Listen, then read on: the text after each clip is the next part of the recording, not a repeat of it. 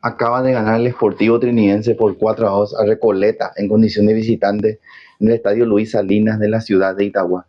Un grandioso triunfo del conjunto de Santísima Trinidad, un triunfo importantísimo, clave, al ser un rival directo, ya sea por la lucha de promedios, ahora podemos ir por la lucha de clasificación a competencias internacionales, clave también por ser el primer partido de esta nueva etapa, de este nuevo proceso.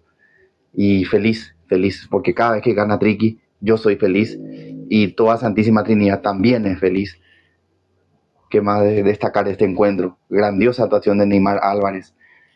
Siempre es bueno ver a un jugador que no le estaba yendo tan bien, verlo evolucionar, verlo mejorar, eso ayuda mucho al equipo. Con tantos de Cuca Román, del mismo Neymar, Juan Vera también convirtió. Y Camacho, una vez más, crack macho, convirtió también para el conjunto de Trinidense.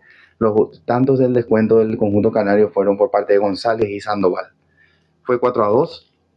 En el primer tiempo lo liquidamos, lo solucionamos con un 4-1 ya yéndonos al descanso.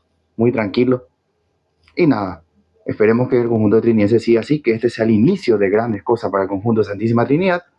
Veremos qué pasa próximamente ante Olimpia, el 13 de julio, este domingo 13 de julio, allá en Encarnación en Villa Alegre, nos estaremos enfrentando ante el conjunto de Cano.